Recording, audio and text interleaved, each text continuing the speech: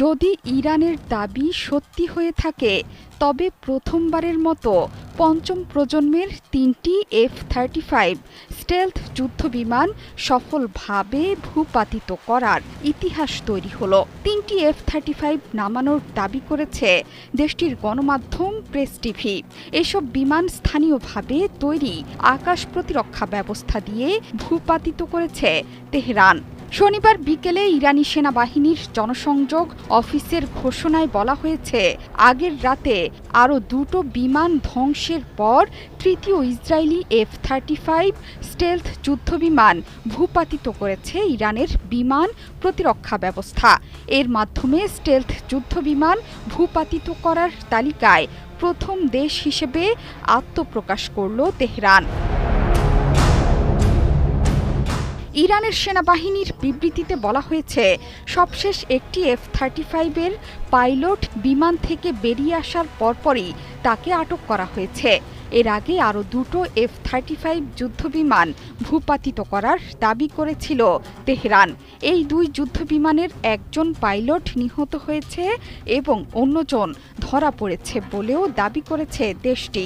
সবশেষ ভূপাতিত করা যুদ্ধবিমান থেকেও এক পাইলটকে আটক করা হয়েছে। প্রেস টিভি বলছে, F-35 বিমানগুলোকে দূরপাল্লার surface to air missile system Bavar ৩৭৩-এর মাধ্যমে ভূপাতিত করা হয়েছে, যেগুলো মূলত ক্রুজ ক্ষেপণাস্ত্র এবং ব্যালিস্টিক ক্ষেপণাস্ত্র মোকাবেলার জন্য নকশা করা হয়েছিল। বাভার F-35 এবং F-22 এর মতো উন্নত স্টেলথ ফাইটারকে আঘাত করতে পারে, যেগুলো শুধুমাত্র যুক্তরাষ্ট্রের নির্মিত যুদ্ধবিমান। ইসরায়েলি বিমান বাহিনীর সবচেয়ে উন্নত বিমান F-35। এটি রাডারে ধরা পড়ে না। এর কয়েকটি সংস্করণ রয়েছে। যুক্তরাষ্ট্রসহ বহু দেশ এটি ব্যবহার করে। সেই ধারাবাহিকতায় মিত্রদেশ যুক্তরাষ্ট্র থেকে এসব যুদ্ধবিমান পেয়েছে ইসরায়েল। আর ৩টি স্টেলথ ফাইটার ভূপাতিত করে ইরানি বিমান প্রতিরক্ষা ব্যবস্থা ২ দশক ধরে প্রচলিত ইসরায়েলি বিমানের শ্রেষ্ঠত্বের মিথ ভেঙে দিয়েছে।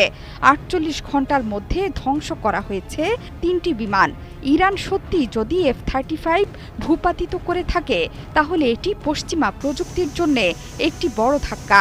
বাজারে F-35 যুদ্ধবিমানের চাহিদা পড়ে যাওয়ার শঙ্কা করা হচ্ছে। যদিও ইসরায়েলি সেনাবাহিনী এই দাবি পুরোপুরি ভিত্তিহীন বলে মন্তব্য করেছে।